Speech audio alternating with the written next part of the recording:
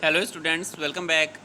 आज हमें देखना है चैप्टर 4 इकोनॉमिक्स में जो हम लोग पढ़ रहे थे, globalisation and the Indian economy, उसके सारे पॉसिबल वन लाइनर क्वेश्चंस जो MCQ, fill in the blanks, true false की तरह आ सकते हैं। ठीक है, तो सबसे पहला क्वेश्चन स्टार्ट करते हैं। फर्स्ट क्वेश्चन कह रहा है रिमूविंग बैरियर्स और restrictions set by the government is called. सरकार के द्वारा लगाए गए प्रतिबंध और नियमों में जब छूट दी जाती है या उन्हें हटाया जाता है तो इसे क्या कहते हैं? इसे लिबरलाइजेशन कहते हैं। ठीक है, स्वतंत्रीकरण या स्वतंत्रताकरण किसका? ट्रेड का। व्यापार में आसानी को बढ़ावा देना या व्यापार को बढ़ावा देने के लिए ऐसा किया जाता है। ठीक है, नेक्स्ट क्वेश्चन कह रहा है rapid integration of interconnection between countries is known as. Rapid integration, तेजी से होने वाले समाकलन या आपस में तेजी से जब मिलते हैं कई देशों की अर्थव्यवस्थाएं, तो इसे क्या कहा जाता है? तो इसे कहा जाता है ग्लोबलाइजेशन। यह हम लोगों ने ग्लोबलाइजेशन की डेफिनेशन में ही पढ़ा है। हिंदी में इसे क्या कहते हैं? वैश्वीकरण। कोई चीज़ या कोई कंपनी जब पूरी दुनिया पे या कई देशों में काम करने लगती है तो उसे मल्टीनेशनल या ग्लोबल कहा जाता है। ठीक है, इंटरनेशनल, ग्लोबल या मल्टीनेशनल। ओके, तो रैपिड इंटीग्रेशन ऑफ और interconnection between countries is known as globalisation, वैश्वीकरण। ठीक है, नेक्स्ट क्वेश्चन कह रहा है globalisation has led to improvement in living conditions. लोगों के या वर्कर्स के जो लिविंग कंडीशन थी, रहने की दशाएं थी, उनमें इम्प्रूवमेंट हुआ है। किसकी वजह से? ग्लोबलाइजेशन की वजह से। ग्लोबलाइजेशन की वजह से ना सिर्फ लोगों की बल्कि वर्कर्स की, सबकी लिविंग कंडीशंस में सुधार हुआ है। लेकिन अगर हम बात करें तो क्या जो लोग काम नहीं कर रहे हैं उनकी कंडीशन में सुधार होगा? नहीं ना। तो ऑब्वियस सी बात है, यहाँ पर ऑल ऑफ द अबव तो ऑप्शन दिया नहीं गया है, इसलिए हम सबको तो कह नहीं सकते हैं। हुआ तो सबकी में है, लेकिन हम सबको नहीं कह सकते हैं। हम लोग सबसे पहले किसको कहेंगे? जो लोग काम कर रहे हैं उनके लिए, क्योंकि जो लोग काम कर रहे हैं ऑब्वियस सी बात है उन्हीं की अर्निंग हो रही है। जो जितना अच्छा काम कर रहा है उसकी उतनी अच्छी अर्निंग है, उसकी उतनी ज़्यादा लिविंग कंडीशंस, लाइफस्टाइल और बेटर हो रहा है। तो यहाँ पर सी ऑप्शन सबसे सूटेबल रहेगा, of workers in developing countries, क्योंकि डेवलप कंट्रीज में तो already per capita income higher थी, वहाँ पर तो पहले से ही वर्किंग कंडीशंस अच्छी थी। ठीक है, तो सबसे ज़्यादा असर जो पड़ा है ग्लोबलाइजेशन का वो वर्कर्स की लिविंग कंडीशंस पर पड़ा है। कहाँ पर? डेवलपिंग कंट्रीज में। ओके, तो यहाँ पर ऑप्शन सी सही होगा। इसके बाद नेक्स्ट क्वेश्चन कह रहा है which one of the following Indian industry has been hit hard by globalisation. कौन सी भारतीय इंडस्ट्री, कौन से भारतीय उद्योग पर सबसे ज़्यादा नुकसान पहुंचा था ग्लोबलाइजेशन की वजह से? तो इसका आंसर होगा टॉय मेकिंग। ये आपने बुक में भी देखा होगा स्टूडेंट्स कि पहले अगर हम एग्जांपल लें, आज से 15 साल 20 साल पहले भारत में मिट्टी के खिलौने चलते थे। देखा होगा आपने, छोटे से मेले में आते थे खिलौने, चिड़िया हो गया या वो गर्दन हिलाने वाली बूढ़ी औरत जो आती थी। ठीक है, कई इस तरह के खिलौने आते थे। लेकिन जैसे ही हम लोगों ने लिबरलाइजेशन किया इंडस्ट्रीज़ का, और चाइना से ढेर सारे खिलौने इंडिया में इंपोर्ट होने लगे। और आज के टाइम पे हम देखेंगे तो एक छोटा सा 10 रुपए का एरोप्लेन से लेके बड़े बड़े खिलौने जो रिमोट आरसी कार्स वगैरह आती हैं, वो most of the made in China ही होती हैं। ठीक है, तो ग्लोबलाइजेशन की वजह से भारत की टॉय इंडस्ट्री पे सबसे ज़्यादा नुकसान पहुंचा है। ठीक है, और इंडिया में अगर हम खिलौने देखें इस समय तो मोस्ट ऑफ द खिलौने जो हैं वो मेड इन चाइना ही भरे हुए हैं। इंफॉर्मेशन टेक्नोलॉजी को तो फ़ायदा ही पहुंचा है क्योंकि बेटर टेक्नोलॉजी हमें मिल गई है। जूट इंडस्ट्री को भी फ़ायदा हुआ है क्योंकि ये पश्चिम बंगाल में कॉन्सेंट्रेटेड है और ये सारा का सारा सामान जो है अपना इधर से उधर करने में, यानी पैकेजिंग वगैरह में इस्तेमाल होती है। इसके बाद सीमेंट इंडस्ट्री का भी फ़ायदा है क्योंकि ये गुजरात और इस वेस्टर्न कोस्ट पर इंडिया के फैली हुई है और वहाँ से गल्फ़ कंट्रीज़ या अरब या अफ्रीका की तरफ बाहर भेजा जाता है। तो ग्लोबलाइजेशन की वजह से हम आईटी, जूट और सीमेंट इंडस्ट्री को अगर देखेंगे तो इनको फ़ायदा ही पहुंचा है। लेकिन नुकसान किसको हुआ है? टॉय मेकिंग इंडस्ट्री को, क्योंकि भारत में अब भारतीय खिलौने बहुत कम देखने को मिलते हैं। मोस्ट ऑफ द खिलौने कैसे हैं? चाइनीज़। नेक्स्ट क्वेश्चन कह रहा है world trade Organization WTO was started at the initiative of which one of the following group of countries. तो हमें पता है वर्ल्ड ट्रेड ऑर्गेनाइजेशन 1945 के बाद, यानी सेकेंड वर्ल्ड वॉर खत्म होने के बाद, जो डेवलप्ड नेशंस थे जैसे ब्रिटेन, अमेरिका, इन सब के इनिशिएटिव से स्टार्ट किया गया था पूरे वर्ल्ड की, या हम कह सकते हैं कि डेवलप्ड नेशंस की इकोनॉमी को सुधारने के लिए। ठीक है, ये हम लोगों ने देखा था। और इसी को जो जीटीटी बना था इसी को रिफॉर्म किया गया था 1997 में डब्ल्यूटीओ के फॉर्म में। ओके, तो ये डेवलप्ड कंट्रीज का इनिशिएटिव था स्टूडेंट्स, ये याद रखिएगा। नेक्स्ट क्वेश्चन कह रहा है, आज के टाइम में इसमें 164 कंट्रीज हैं डब्ल्यूटीओ में, ये याद रखिएगा स्टूडेंट्स, ठीक है। नेक्स्ट क्वेश्चन कह रहा है, which of the following organisations lay stress on liberalisation of foreign trade and foreign investment. तो ये कौन करता है? World trade organisation. हमें पता है कि इनमें से कौन सी संस्था ऐसी है जो ज़्यादा जोर देती है या दबाव डालती है लिबरलाइजेशन ऑफ फॉरेन ट्रेड, कि विदेश से होने वाले व्यापार को ट्रेड बैरियर्स हटाकर और सरल बनाया जाए, जिससे फॉरेन इन्वेस्टमेंट को बढ़ावा मिले, यानी कि दूसरे विदेश से आने वाले जो व्यापारी हैं उनको किसी देश में कोई भी ज़्यादा टैक्स या कोई भी ज़्यादा गवर्नमेंट के रिस्ट्रिक्शंस फेस ना करने पड़े। तो इस चीज़ पर सबसे ज़्यादा स्ट्रेस कौन देता है? वर्ल्ड ट्रेड ऑर्गेनाइजेशन, क्योंकि इसी का काम ही है ट्रेड को बढ़ावा देना। ठीक है स्टूडेंट्स। नेक्स्ट क्वेश्चन कह रहा है, investments made by MNCs are termed as. किसी भी एमएनसी के द्वारा जो इन्वेस्टमेंट किया जाता है, ऑब्वियस सी बात है मल्टीनेशनल कंपनी जब किसी दूसरे देश में जाकर पैसा लगाती है तो वो उस देश के लिए यानी होस्ट कंट्री के लिए क्या होता है? Foreign investment. ठीक है, इसमें से बेस्ट सुटेबल ऑप्शन क्या है? फॉरेन इन्वेस्टमेंट, विदेश से आने वाला निवेश। जो कोई दूसरा देश हमारे यहाँ आकर पैसे खर्च करता है बिजनेस करने के लिए, उसे हम क्या कहते हैं? फॉरेन डायरेक्ट इन्वेस्टमेंट या फॉरेन इन्वेस्टमेंट। इसके बाद अगला क्वेश्चन कह रहा है, which of the following is not a feature of multinational company. निम्न में से मल्टीनेशनल कंपनी यानी एमएनसीज का फीचर नहीं है। कौन नहीं है, हमें ये बताना है। तो पहला ऑप्शन यहाँ पर कह रहा है, इट ओन्स या control production in more than one nation. Obvious सी बात है, एमएनसी का नाम ही है मल्टीनेशनल, तो ये एक से ज़्यादा देशों में तो प्रोडक्शन को कंट्रोल या ओन करेगी। तो पहला ऑप्शन तो बिल्कुल सही है। दूसरा ऑप्शन कह रहा है, it sets up factories where it is close to the market. ये बिजनेस का रूल है स्टूडेंट्स, याद रखिएगा। जहाँ पर मार्केट हमें ईजिली रेडली अवेलेबल रहती है, हम लोग कोशिश करते हैं कि इंडस्ट्री जो है वो उसके पास में ही रहे, जिससे ट्रांसपोर्टेशन कॉस्ट को रिड्यूस किया जा सके। तो मल्टीनेशनल कंपनियाँ ऐसी जगह पर ही लगाई जाती हैं। इसके बाद सी ऑप्शन कह रहा है, it organises production in complex ways. Complex ways में ये बिल्कुल सही है स्टूडेंट्स, क्योंकि आपको पता है फैक्टर्स ऑफ प्रोडक्शन यानी लेबर, रॉ मटेरियल, क्लाइमेट, ये सारी चीज़ें एक ही जगह पर मिलना बहुत मुश्किल है। हमने आपको एग्जांपल भी दिया था, जापान के ओसाका में कॉटन इंडस्ट्री बहुत ज़्यादा फ्लोरिश है, लेकिन वहाँ पर रॉ मटेरियल नहीं है। ठीक है, तो रॉ मटेरियल वो लोग दूसरी जगहों से इम्पोर्ट करते हैं, क्लाइमेट उनके पास सुटेबल है जिसका वो फ़ायदा उठाते हैं, और लेबर की जगह वो मशीनरी या मॉडर्न मशीन्स का इस्तेमाल करते हैं। तो ये सब बहुत ही कॉम्प्लेक्स तरीके से ऑर्गेनाइज किया जाता है, जिससे प्रोडक्शन कॉस्ट को कम से कम रखा जा सके। तो यानी पहला, दूसरा, तीसरा ऑप्शन बिल्कुल सही है। तो चौथा बचा ऑप्शन क्या कह रहा है, it employees labour only from its own country. ये बिल्कुल गलत है। अब अगर कोई अमेरिका से कंपनी इंडिया आई है काम करने और वो अमेरिका से ही लेबर लेके इंडिया में आएगी, तो ऑब्वियस सी बात है उन्हें अमेरिका की लेबर को ज़्यादा पैसे नहीं देने पड़ेंगे। तो ये बिल्कुल गलत है। जो रीजनल या लोकल उनको रखा जाता है क्योंकि उनको ज़्यादा समझ होती है ज्योग्राफिकल फीचर्स की। ठीक है, प्लस जो लेबर होता है वो चीपर होता है, सस्ता होता है। यानी कोई अमेरिका का बंदा होगा, अमेरिका का एम्प्लॉय होगा तो वो ज़्यादा पैसे लेगा, लेकिन इंडिया और चाइना जैसे देशों में जहाँ अनएम्प्लॉयमेंट बहुत ज़्यादा है, पॉपुलेशन बहुत ज़्यादा है, वहाँ पर ईजिली लोकल लेबर सस्ते दाम पर मिल जाता है। ठीक है, तो डी जो है वो बिल्कुल गलत है। ओन कंट्री यानी अपने देश से कोई भी मल्टीनेशनल कंपनी लेबर लेकर नहीं आती है। ठीक है, अगर लाएगी भी तो सुपरवाइज़र या बॉस टाइप का एक लाएगी, बाकी जो लोकल लेबर्स या बाकी जो लोअर लेबर्स होते हैं, लोअर वर्कर्स होते हैं, वो लोकल ही रहते हैं। ठीक है, नेक्स्ट क्वेश्चन कह रहा है, tax on import is an example of trade barrier.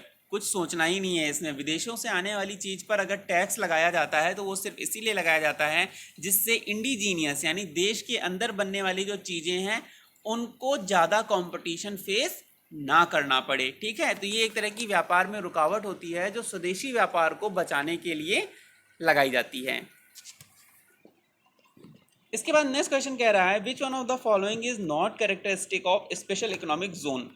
Special economic zone की कौन कैरेक्टरिस्टिक या गुण विशेषता नहीं है? तो पहला ऑप्शन यहाँ पर स्टूडेंट्स कह रहा है they do not have to pay taxes for long period. तो ये तो पॉसिबल ही नहीं है कि किसी इंडस्ट्री से जो स्पेशल इकोनॉमिक जोन में है उससे हम लंबे समय तक टैक्स ही ना लें। अगर लंबे समय तक टैक्स ही नहीं लेंगे तो इकोनॉमी कैसे चलेगी, क्योंकि सरकार के पास पैसा तो टैक्स से ही आता है ना। तो पहला ऑप्शन बिल्कुल गलत है, जो स्पेशल इकोनॉमिक जोन का फीचर नहीं हो सकता है, क्योंकि अगर टैक्स नहीं चलेगा तो हम स्पेशल इकोनॉमिक जोन को ग्रो कैसे करेंगे, किसी भी देश की इकोनॉमी कैसे इस्टेब्लिश होगी। सेकंड पॉइंट यहाँ पर कह रहा है government has allowed flexibility in labour laws. ये बिल्कुल सही है, लेबर लॉज में फ्लेक्सिबिलिटी प्रोवाइड की जाती है जिससे एम्प्लॉयर जो है उसको फ़ायदा पहुँचे और कॉस्ट ऑफ प्रोडक्शन को रिड्यूस किया जा सके।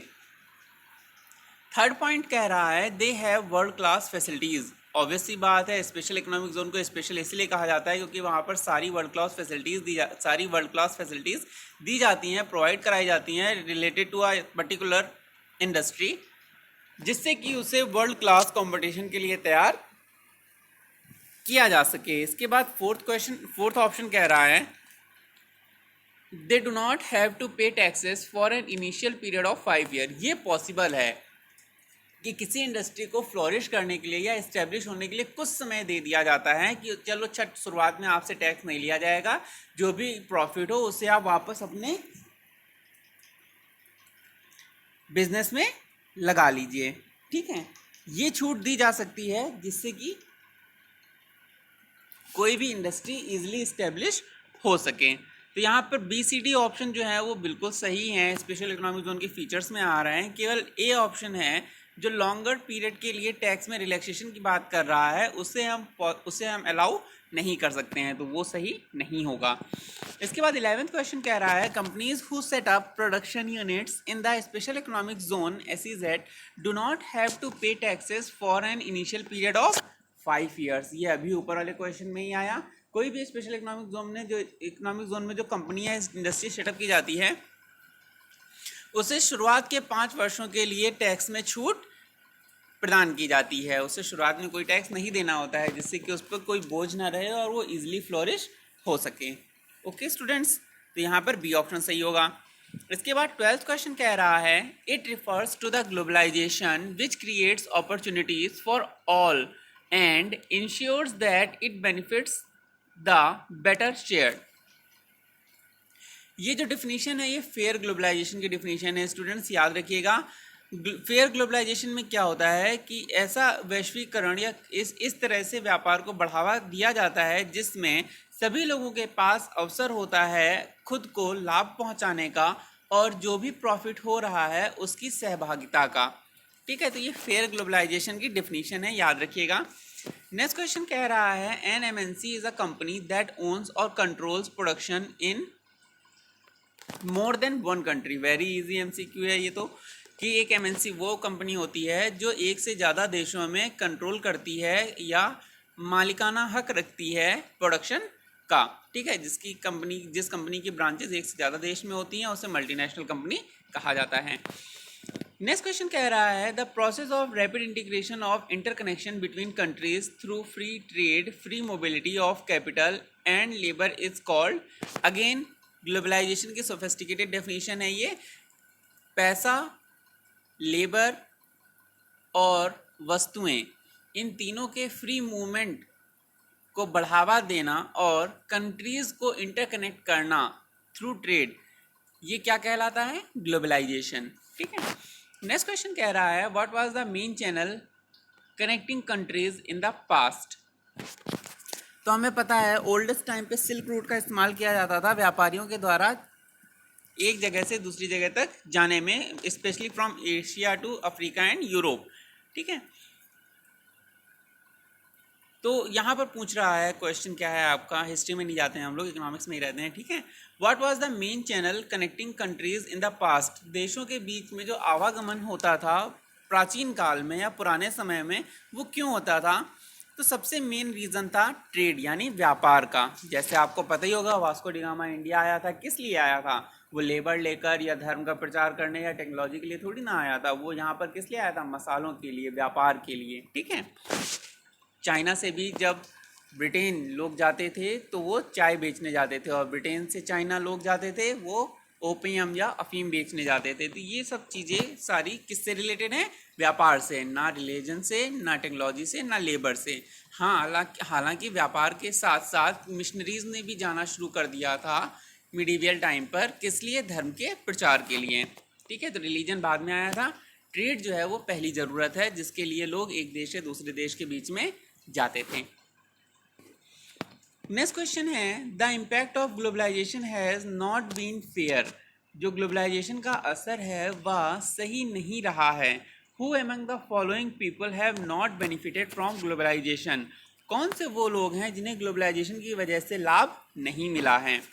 तो हमने पढ़ा था ग्लोबलाइजेशन की वजह से इंडिया में जो स्मॉल प्रोड्यूसर्स या मैन्युफैक्चरर्स थे उनको बहुत ज़्यादा नुकसान हुआ था, और वही एग्जाम्पल, वही ऑप्शन हमें यहाँ पर बी देखने को मिल रहा है।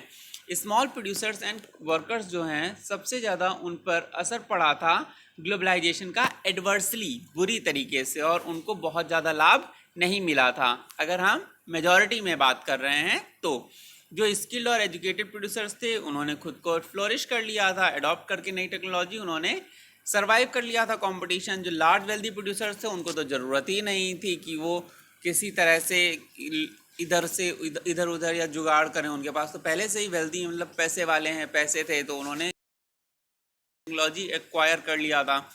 वेल ऑफ कंज्यूमर्स पे असर क्यों पड़ेगा? ठीक है, जो प्रोड्यूसर्स और वर्कर्स थे उन्हीं पर, जो छोटे प्रोड्यूसर्स और वर्कर्स थे उन्हीं पर सबसे ज़्यादा एडवर्स इफेक्ट पड़ा था, और उन्हीं को ग्लोबलाइजेशन का बेनिफिट भी नहीं मिला था मेजॉरिटी में। नेक्स्ट क्वेश्चन कह रहा है, what is the main motive behind the investments of MNCs. MNCs के इन्वेस्टमेंट के पीछे जो मेन मोटिव है वो क्या रहता है? तो ये याद रखिएगा, मेन मोटिव रहता है सिर्फ और सिर्फ प्रॉफिट। ये हम लोगों ने पढ़ा है, दो तरह के सेक्टर्स पढ़े थे, प्राइवेट और public.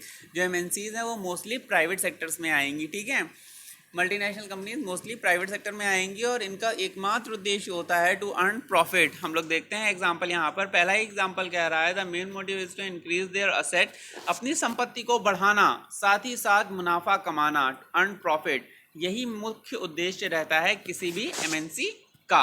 Welfare of the poor people दूर दूर तक नहीं है प्राइवेट कंपनियों का। ठीक है, C option, main motive of MNC is to offer financial support to the government of their country. बिल्कुल नहीं। ठीक है, अंबानी भाई सपोर्ट कर रहे हैं बीजेपी का, वो अलग बात है, लेकिन एमएनसीज जो हैं उनका कहीं से भी मोटिव ये नहीं रहता है कि वो पैसा कमा के सरकार की मदद करेंगी। ठीक है, the main motive is to benefit foreign country. ये तो बिल्कुल भी उद्देश्य नहीं रहता है। हम लोगों ने पढ़ा था जो भी फॉरेन इंडस्ट्री या कंपनी आती है किसी देश में, होस्ट कंट्री में, वो होस्ट कंट्री के रिसोर्सेज का एक्सप्लॉयटेशन करती है, वो किसी भी तरह से बेनिफिट नहीं पहुंचाती है होस्ट कंट्री को। ठीक है, तो यहाँ पर पहले ही ऑप्शन सही होगा, increase their asset and earn profits.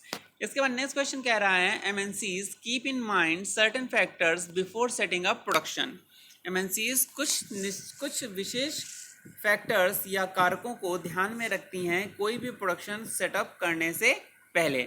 Identify the incorrect option from the choices given below. कौन सा ऑप्शन गलत है, यानी कौन सा वो ऑप्शन होगा, कौन सा वो ऑप्शन हमें चूज़ करना है जो एमएनसीज के माइंड में नहीं रहता है। ठीक है, एमएनसीज के लिए बेनिफिशियल नहीं है। पहला ऑप्शन कह रहा है, availability of cheap skilled and unskilled labour. बिल्कुल ये रहेगा, सस्ता लेबर किसे नहीं चाहिए होगा। स्किल्ड लेबर हमें चाहिए होता है सस्ते से सस्ते में, जिससे प्रोडक्शन कॉस्ट को कम रखा जा सके, तो ये एमएनसीज के माइंड में रहता है। ठीक है, दूसरा कह रहा है प्रॉक्सिमिटी टू मार्केट। हमने अभी आपको बताया, मार्केट जितना पास होगा हमें ट्रांसपोर्टेशन पे उतना कम खर्चा करना पड़ेगा। चीज़ बनेगी फैक्ट्री में, हम तुरंत जाके मार्केट में पास में ही पहुंचा देंगे, तो हमारा ट्रांसपोर्टेशन कॉस्ट घटेगा, जिससे ओवरऑल कॉस्ट कम होगी और प्रोडक्ट हमारा सस्ता रहेगा। थर्ड पॉइंट कह रहा है, presence of a large number of local competitors.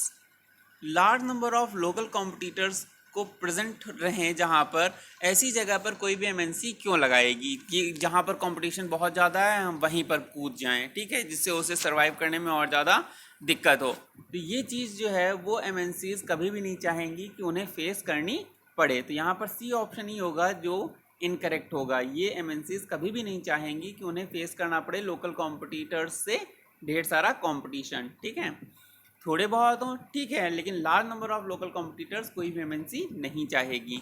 D option कह रहा है फेवरेबल गवर्नमेंट पॉलिसीज, ये तो बिल्कुल चाहेंगे। सरकार की नीतियां जितना ही फेवर में होंगी उतना ही कम टैक्स देना पड़ेगा, उतना ही लेबर लॉज में छूट मिल जाएगी और cost of production again come रखना पॉसिबल हो जाएगा। जितना कॉस्ट ऑफ प्रोडक्शन कम होगा उतना ही ज़्यादा प्रॉफिट मिलेगा। ठीक है, तो यहाँ पर सी ऑप्शन सही होगा। इसके बाद नेक्स्ट क्वेश्चन कह रहा है Which Indian company was bought over by Cargill Foods, a large American MNC? Pick out the name from the alternative provided. ये आपको बुक से मिल जाएगा, बाई नेम आपको याद रखना है परक फूड। ठीक है, इसका ये ऑप्शन सही होगा, परक फूड्स। नेक्स्ट क्वेश्चन कह रहा है which organisation supports liberalisation of foreign trade and investments in India. तो यहाँ पर पहला ऑप्शन कह रहा है इंटरनेशनल लेबर ऑर्गेनाइजेशन, जो कि बिल्कुल गलत होगा। दूसरा है वर्ल्ड बैंक, ये भी बिल्कुल गलत होगा। C option World trade Organization, इसको बनाया ही इसलिए गया है जिससे लिबरलाइज किया जा सके फॉरेन ट्रेड और इन्वेस्टमेंट्स को। तो यहाँ पर फिर से वर्ल्ड ट्रेड ऑर्गेनाइजेशन सही होगा। ठीक है, इसके अलावा जो बी और डी ऑप्शन है वर्ल्ड बैंक और आईएमएफ, इनको ब्रेटन वुड ट्विंस भी कहा जाता है। 1944 में बनाए गए थे इकोनॉमिक स्टेबिलिटी को वापस रिगेन करने के लिए डेवलप्ड नेशंस के द्वारा। ठीक है, नेक्स्ट क्वेश्चन आ रहा है in which year did the government decide to remove barriers on foreign trade and investment in India.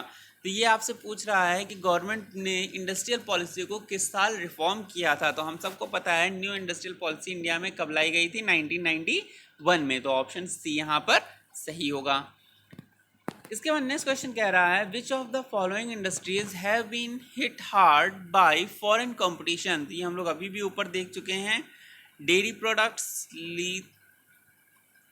Leather industry, cloth industry, vehicle industry, इन सब में सबसे ज़्यादा असर पड़ा है डेयरी प्रोडक्ट्स पर।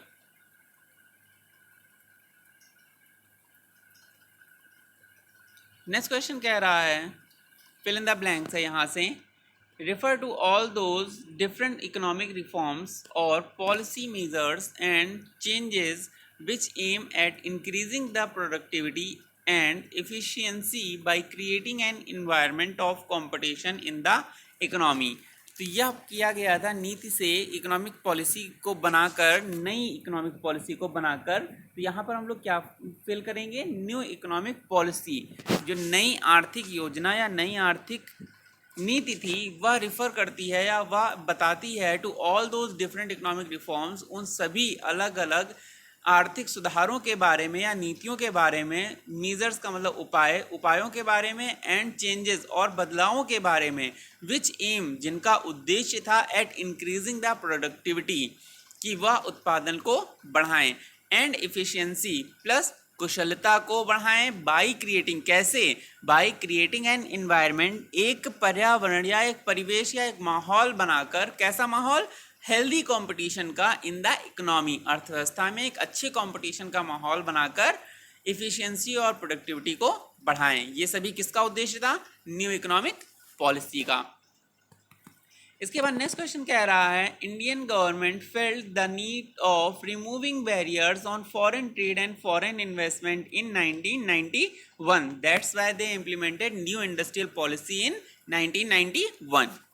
रिमेंबर दैट एंड आप। इसके बाद अगला क्वेश्चन कह रहा है fill in the blanks is a company that owns or controls production in more than one nation or country।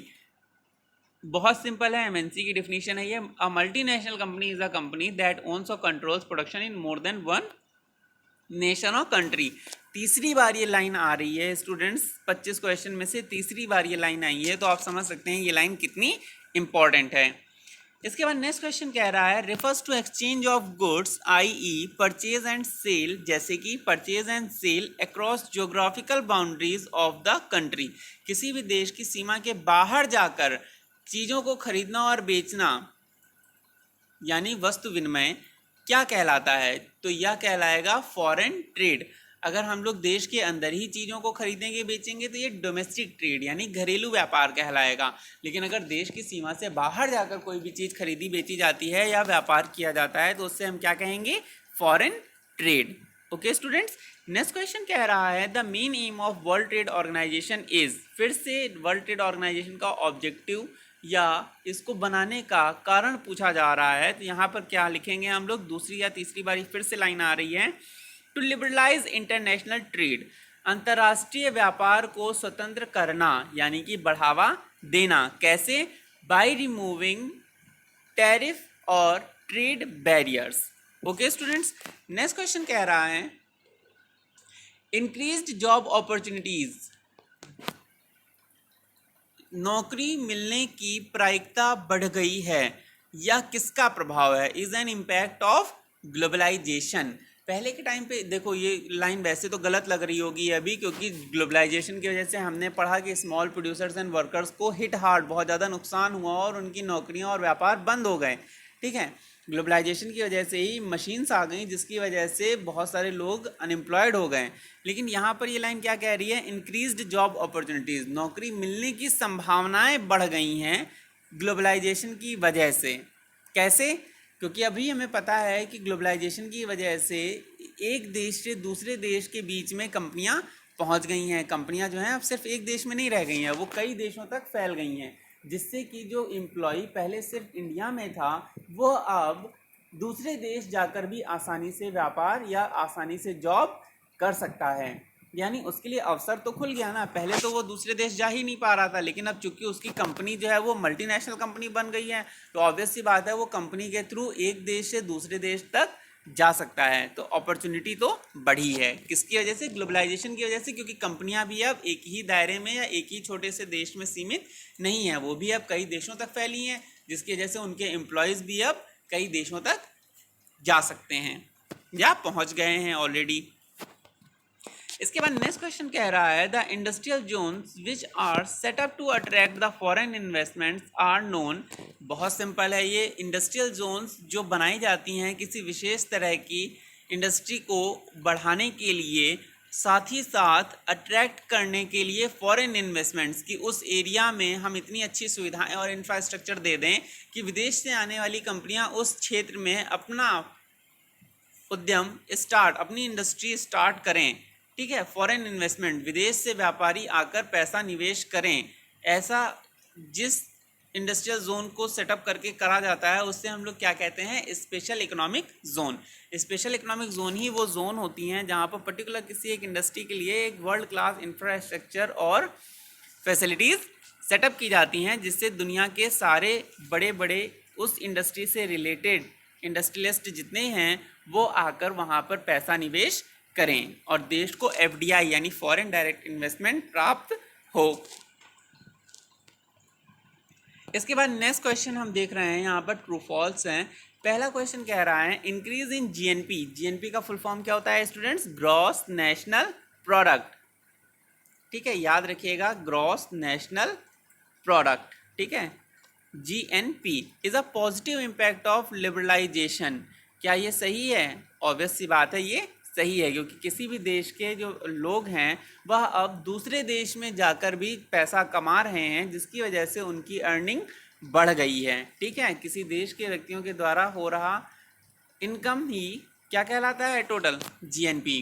As with the trade and investment, व्यापार और निवेश बैरियर्स बीइंग रिमूव्ड, व्यापार और निवेश करने के लिए जितनी रुकावटें थीं, जो टैक्सेस देने पड़ते थे, बहुत ज़्यादा कानूनी कार्यवाही करनी पड़ती थी, पेपर्स वगैरह कंप्लीट करने पड़ते थे, ये सब फॉर्मेलिटीज़ हटा दी गई हैं, सिंगल विंडो ऑपरेशंस होते हैं अब। ठीक है, जिसकी वजह से international trade and investments would get promoted. International trade और इन्वेस्टमेंट्स जो है वो बहुत ज़्यादा बढ़ गया है। ठीक है, जीडीपी यानी ग्रॉस डोमेस्टिक प्रोडक्ट और जीएनपी दोनों में अंतर होता है स्टूडेंट्स, याद रखिएगा। ठीक है, जीडीपी में देश की सीमा के अंदर उत्पादित वस्तुओं और सेवाओं के अंतिम मूल्य, कुल मूल्य को क्या कहते हैं? जीडीपी। किसी देश की सीमा के अंदर एक वर्ष में उत्पादित अंतिम वस्तुओं और सेवाओं के कुल मूल्य को क्या कहते हैं? जीएनपी क्या होगा? किसी देश के देशवासियों के द्वारा एक वर्ष में उत्पादित वस्तुओं व सेवाओं के कुल मूल्य को क्या कहते हैं? जीएनपी। तो जीएनपी किसी देश के लोग पूरी दुनिया में फैलकर जितना भी व्यापार कर रहे हैं वो उसकी जीएनपी को बढ़ा रहा है। नेक्स्ट क्वेश्चन कह रहा है डीरेगुलेशन, डीरेगुलेशन का मतलब नियमों में छूट, रेगुलेशन का मतलब होता है नियम कानून बनाना, डीरेगुलेशन का मतलब नियम कानूनों में छूट। ऑफ इंडस्ट्रीज, उद्योगों से रिलेटेड नियम कानूनों में छूट, is a feature of economic reforms introduced in 1991, ये एक गुण है या ये एक तरह का छूट दी गई है इकोनॉमिक रिफॉर्म, जो आर्थिक सुधार 1991 में भारत में किए गए हैं, उनमें इंडस्ट्रीज को नियमों में छूट दी गई है। क्या ये सही है? बिल्कुल सही है। इंडस्ट्रीज को नियमों में और टैक्स में ढेर सारी छूट 1991 के बाद दी गई थी। As the government imposes less restriction, क्योंकि हमें पता है सरकार जो है अब क्या करती है 1991 के बाद से बहुत ही कम प्रतिबंध लगाती है, किस पर? इंडस्ट्रीज पर। एंड इज़ मोर लिबरल, और इंडस्ट्रीज जो हैं वो ज़्यादा स्वतंत्र हैं, यानी अपने तरीके से व्यापार करने के लिए ज़्यादा स्वतंत्र हैं। लेकिन इसका मतलब ये नहीं है कि वो पर्यावरण को नुकसान पहुंचाएंगी या कोई भी इलीगल काम करेंगी, ठीक है। उन्हें पेपर वर्क वगैरह कम करना पड़ता है, छूट वगैरह या कोई नया अगर परमिशन चाहिए होता है तो वो आसानी से मिल जाता है, पर उन्हें फिर भी ऐसे काम नहीं करने की छूट दी, ऐसे काम करने की छूट नहीं मिली है जो किसी भी तरह से देश को या देशवासियों को नुकसान पहुंचाते हों, ठीक है। नेक्स्ट क्वेश्चन कह रहा है rapid integration of interconnection between countries is known as socialisation. बिल्कुल फॉल्स है ये, हमने अभी पढ़ा है क्या कि ये ग्लोबलाइजेशन की डेफिनेशन है। जैसा कि आप देख पा रहे होंगे, एज रैपिड इंटीग्रेशन और interconnection between countries is known as globalisation, ठीक है। वैश्वीकरण कहलाता है देशों का आपस में मिलना या किसी भी कंपनी का एक देश से कई देशों में फैलना। इसके बाद नेक्स्ट क्वेश्चन कह रहा है world trade Organization WTO was started at the initiative of developing countries. बिल्कुल गलत है, WTO was started at the initiative of developed countries, ये हम लोगों ने अभी पढ़ा था। As World trade Organization was started at the initiative of developed countries, ठीक है। याद रखिएगा 123 कंट्रीज ने मिलकर स्टार्ट किया था डेवलप्ड नेशंस के इनिशिएटिव पर 1997 में। इसके बाद नेक्स्ट क्वेश्चन कह रहा है ensuring the rules are being followed is a function of World trade Organization. बिल्कुल सही है, जो भी रूल्स वर्ल्ड ट्रेड ऑर्गेनाइजेशन ने बनाए हैं to liberalise the trade all around the world, ठीक है, उसको सही तरीके से फॉलो किया जा रहा है या नहीं, यह सुनिश्चित करना किसका काम है? वर्ल्ड ट्रेड ऑर्गेनाइजेशन का ही। तो ये बिल्कुल सही है। एज इट इज़, जैसा कि हम सभी को पता है, world trade Organization is an international body या एक अंतर्राष्ट्रीय संस्था है, लुकिंग आफ्टर, जो ख्याल रखती है the free trade between the Nations, देशों के बीच में होने वाले फ्री ट्रेड का। फ्री ट्रेड का मतलब है कम रिस्ट्रिक्शंस और कम टैक्सेस के साथ जो व्यापार हो रहा है उसका ख्याल रखती है। नेक्स्ट क्वेश्चन कह रहा है as on July 2016 175 countries are the members of World trade Organization. तो ये फॉल्स है स्टूडेंट, याद रखिएगा जुलाई 2016 में 164, यानी जुलाई 2016 के बाद से 164 कंट्रीज जो है वो मेंबर हैं वर्ल्ड ट्रेड ऑर्गेनाइजेशन का। जो आखिरी कंट्री हमारी ऐड हुई थी वर्ल्ड ट्रेड ऑर्गेनाइजेशन में वो 2016 में हुई थी, उसके बाद से कोई नई कंट्री वर्ल्ड ट्रेड ऑर्गेनाइजेशन का मेंबर नहीं बनी है, क्योंकि कुछ ऑब्जर्वर भी होते हैं। ये आपके सिलेबस में नहीं है स्टूडेंट्स, लेकिन याद रखिएगा वर्ल्ड ट्रेड ऑर्गेनाइजेशन से संबंधित दो तरह के कंट्रीज हैं, एक जो उनका मेंबर हैं, वर्ल्ड ट्रेड ऑर्गेनाइजेशन की मेंबर हैं, और दूसरी वो जो ऑब्जर्वर हैं। ऑब्जर्वर कंट्रीज में गल्फ कंट्रीज आती हैं, सऊदी अरेबिया, ओमान, ठीक है। ये वो कंट्रीज हैं जो वर्ल्ड ट्रेड ऑर्गेनाइजेशन के ऑब्जर्वर हैं, ये मेंबर नहीं है, ठीक है। और 2016 से ऐसा ही चल रहा है। फिलहाल आपको ये याद रखना है कि 164 कंट्रीज आज के टाइम में यानी 2020 अगस्त में 164 कंट्रीज हैं जो वर्ल्ड ट्रेड ऑर्गेनाइजेशन का मेंबर हैं, और रेस्ट कुछ हैं जो ऑब्जर्वर हैं, ठीक है। नेक्स्ट आपको क्या देखना है, UNICEF is one such organisation whose aim is to liberalise international trade. बिल्कुल गलत है। यूनिसेफ हमें पता है यूनाइटेड नेशन ऑर्गेनाइजेशन जो हमारा 1945 में बनी थी उसका एक पार्ट है, या हम कह सकते हैं एक सेपरेट बॉडी है जो चिल्ड्रन एंड एजुकेशन से रिलेटेड है, लेकिन या लिबरलाइजेशन ऑफ इंटरनेशनल ट्रेड से बिल्कुल भी रिलेट नहीं करती है। इंटरनेशनल ट्रेड को लिबरलाइज करने का जिम्मा सिर्फ और सिर्फ WTO के पास है। ठीक है, तो यह क्वेश्चन भी क्या हो जाएगा, फॉल्स। सोल्यूशन देख सकते हैं इसका आप। WTO is one such organisation whose aim is to liberalise international trade, not UNICEF. UNICEF का नहीं, बल्कि ये WTO का काम है कि वो इंटरनेशनल ट्रेड को लिबरलाइज करे। ओके स्टूडेंट्स, ये थे आपके chapter 4 economics, globalization and the Indian economy के all possible one liner questions जो आपके बोर्ड एग्जाम्स में आ सकते हैं। यूपी बोर्ड हो या आपका CBSE बोर्ड हो, ये दोनों के लिए ही इंपॉर्टेंट हैं। और जैसा कि आपको पता ही होगा, इस ईयर जो है ऑलमोस्ट 50% क्वेश्चंस जो हैं वो वन लाइनर या MCQ में ही आने हैं। तो आई होप आप इसे और ज़्यादा ध्यान से पढ़ेंगे। कोई डाउट हो तो कमेंट सेक्शन में ज़रूर पूछ लीजिएगा। वीडियो सही लगा हो, इन्फॉर्मेटिव हो तो प्लीज़ लाइक करिएगा एंड पढ़ते रहिए। मिलते हैं नेक्स्ट वीडियो में with a new chapter. Thanks for watching, take care.